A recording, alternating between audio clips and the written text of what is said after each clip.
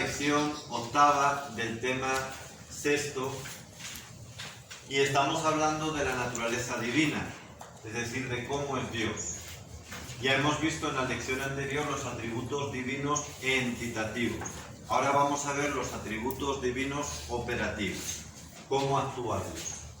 La teología clásica distingue en la actuación de Dios el movimiento interno de la Trinidad, que se llama ad intra, y la manifestación externa de las personas de la Trinidad, que se llama ad extra. Por eso nosotros vamos a distinguir atributos divinos operativos inmanentes hacia el interior de sí mismo y atributos divinos operativos transitivos, es decir, tal como se manifiesta hacia afuera. Empecemos por el primer atributo operativo inmanente, que es el conocimiento o la ciencia divina. Dios conoce, pero podríamos decir con más precisión que Dios es el acto de conocerse a sí mismo, porque la ciencia divina es idéntica al ser divino. Igual que hemos dicho que el ser divino no se distingue de su esencia ni de su existencia, que es lo mismo, pues igual también su ciencia. A diferencia del conocimiento humano, que conoce la naturaleza material, y el conocimiento angélico, que conoce la naturaleza espiritual. Este conocimiento va unido también a la libertad, porque aunque la voluntad divina es inmutable, también es libre. Parece que es incompatible, pero no es así. Dios es libre con respecto a todo el universo. Eso significa que no quiere por necesidad nada de lo que ha hecho. O a la inversa, que todo lo ha creado porque ha querido. Antes hablábamos de esto mismo, ¿no? ¿Por qué Dios ha creado? Pues la respuesta es que porque Él ha querido libremente, sin ninguna necesidad, ni siquiera para su bien, ni siquiera buscando su gloria, como a veces se dice desde alguna espiritualidad, que no es que esté equivocado, pero el fin, filosóficamente hablando y teológicamente hablando, el fin principal de la creación no es ni buscar la gloria de Dios, ni siquiera el bien de las criaturas por sí mismas, sino la libertad de Dios, que ha querido hacernos para compartir su propio ser con las criaturas. Esta independencia que tiene Dios respecto a toda la creación, aunque haya querido vincularse con ella, pero es la causa primera, hemos visto, y por lo tanto no depende de ninguna otra causa, ni de ningún otro ser. Esta independencia, esta causalidad primera, se llama aseidad, porque solo Dios es por sí mismo. En latín, ase, por sí mismo, ase, en latín. Y de ahí viene la categoría clásica en teología y en filosofía de la aseidad, el que no necesita ningún ser para existir, porque Él es el ser absoluto. Por el contrario, todas las criaturas somos ab alio, somos por otro, por Dios. En el hombre, por tanto, la libertad no significa independencia absoluta, ni en el obrar, ni en el ser.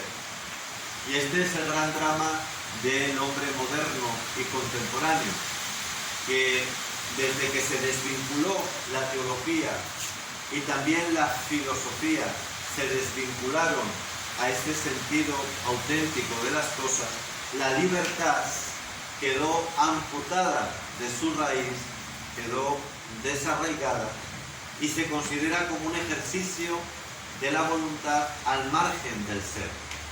Entonces, claro, uno hace lo que quiera, eso es la libertad, así lo dice cualquiera de nosotros. Yo soy libre porque hago lo que me dé la gana. No hay libertad absoluta, no hay libertad autónoma, eso no es libertad. una desvirtuación de la libertad. La libertad siempre es de acuerdo, la verdadera es de acuerdo a tu naturaleza.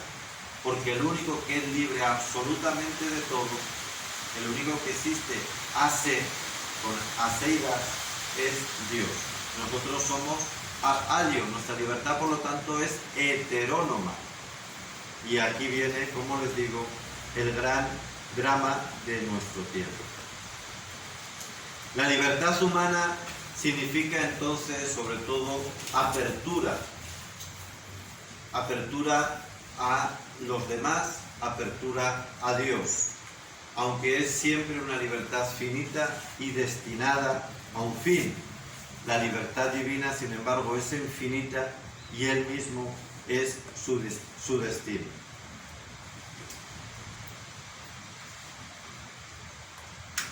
Y el otro atributo también ad intra es el amor.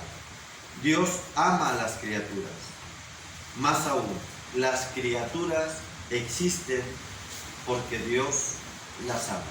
Ya hemos dicho que esta es la razón última de la creación, porque Él quiso, por puro amor, crear las demás cosas, crear todo. San Agustín decía que el ser humano es para Dios. Por eso los bienes finitos que nos atraen nos dejan siempre insatisfechos y que solo el amor, que es Dios, puede satisfacer al ser humano. La existencia humana tiene forma itinerante hacia el amor absoluto que es Dios.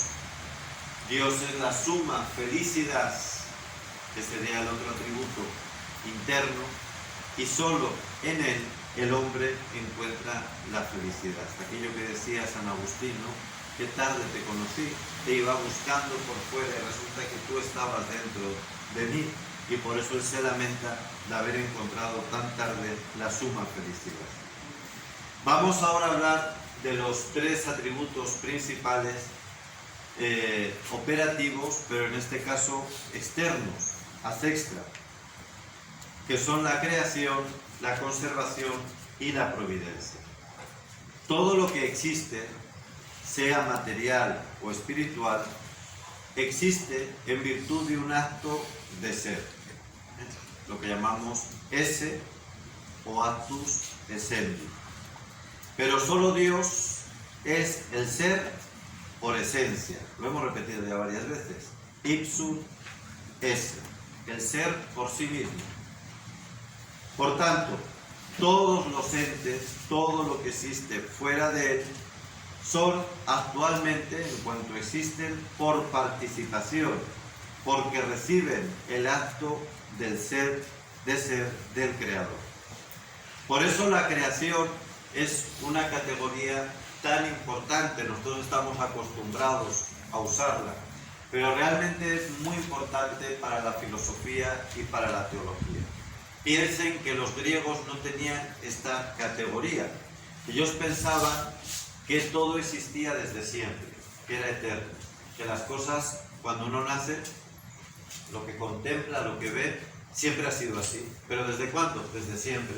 Por lo tanto, tampoco tenían el concepto de evolución. Había cambios, pero además esos cambios eran cíclicos. Por lo tanto, no había un principio, no había un fin definido. Y cuando la revelación judeocristiana, pero también el pensamiento filosófico, metafísico, llega a la conclusión de la necesidad de una creación, eso da una verdadera revolución en el campo filosófico, teológico y por lo tanto también religioso.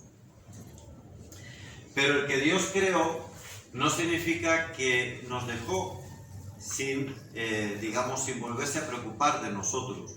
De ahí vienen las otras dos categorías fundamentales, que son la conservación y la providencia, que implica que el acto creador de Dios no es puntual, sino que es permanente. Y que Él sigue velando por su obra, la sigue conservando y actuando para que todo llegue a su fin, que sería la providencia. Velar para que aquel ser que participa de su ser, que Él libremente ha creado por puro amor, llegue a ser lo que está llamado a ser, y que ya lo es por su propia naturaleza, pero tiene que pasar de la potencia al acto.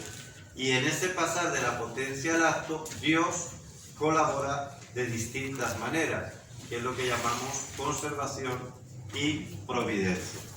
Todo esto, como les digo, pues está más desarrollado en los apuntes y les pido pues que por favor pues ahí lo acaben de profundizar, pero por el tiempo tengo que pasar a la siguiente lección para presentar al menos brevemente lo que es la filosofía de la religión.